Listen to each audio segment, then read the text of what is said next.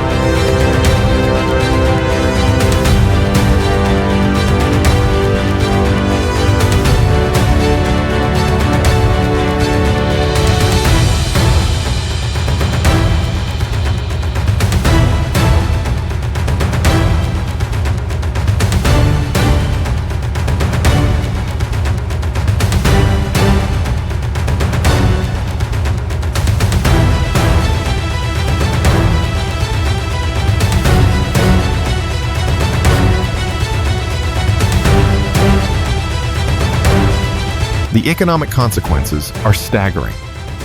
In the United States alone, feral hogs cause approximately $1.5 billion in damage annually. They destroy crops, contaminate water supplies, harm native wildlife, and even pose risks to human safety. As a result, local governments, farmers, and wildlife authorities are under increasing pressure to implement effective solutions. In response to this growing crisis, the United States Department of Agriculture and several state agencies have launched extensive control programs. Some states, such as Texas and Oklahoma, have even approved the use of new chemical control methods like the poison kaput, set to be deployed from 2024. But among all the tools available, corral trapping remains the most widely used method due to its capacity to capture large numbers of hogs in a single operation. However, the success of this method heavily depends on proper implementation, something that is often overlooked. Many farmers make mistakes that drastically reduce the trap's effectiveness. The wild boar is a highly intelligent and adaptive animal. Once they sense danger or become suspicious of traps, they quickly learn to avoid them, rendering poorly executed attempts useless.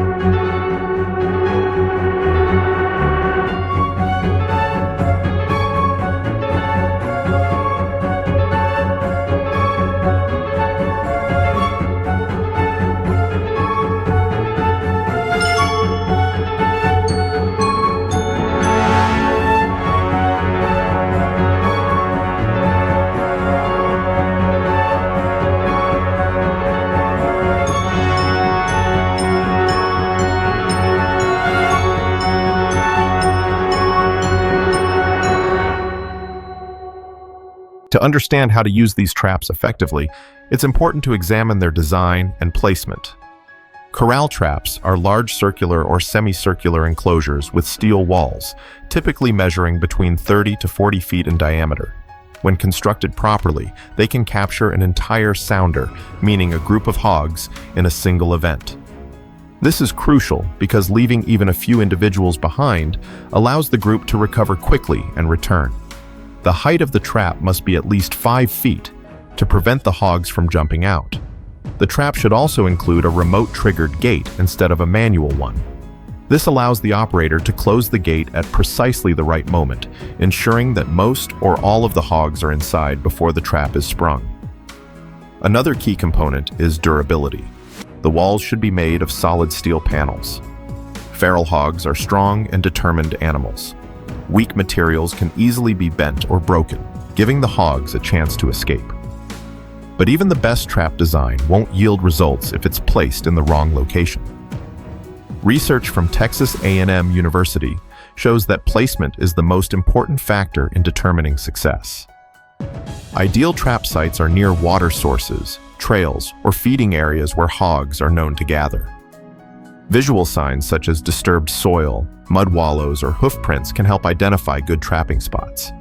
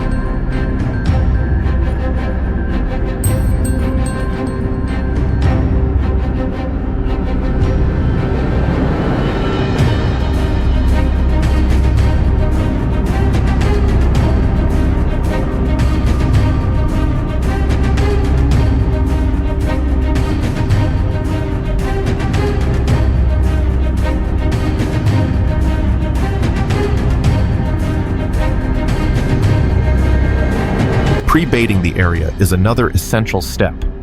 This means placing bait inside the trap without setting it for several days, typically between 3 to 7 days, so the hogs grow accustomed to entering and exiting freely. This builds trust and reduces suspicion. When the trap is finally triggered, hogs are more likely to be inside in greater numbers. One proven baiting method involves soaking corn in water and allowing it to ferment for about a week.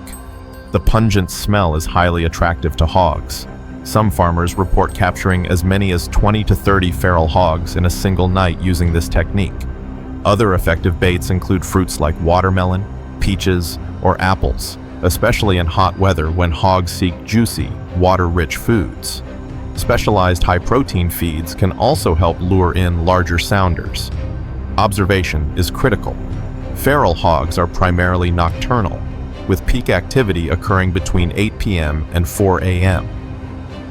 During the initial days of pre-baiting, it's important to keep the trap gate open so the hogs can explore the area without pressure. This helps them become comfortable and lowers their defenses. Only once you've observed that a large portion, ideally around 80% of the group, is entering the trap consistently should you trigger the gate. Acting too early can ruin the entire effort. If only a few hogs are caught, the remaining animals may become wary and avoid the area entirely. In some cases, they may move to a different region and resume breeding, further compounding the problem.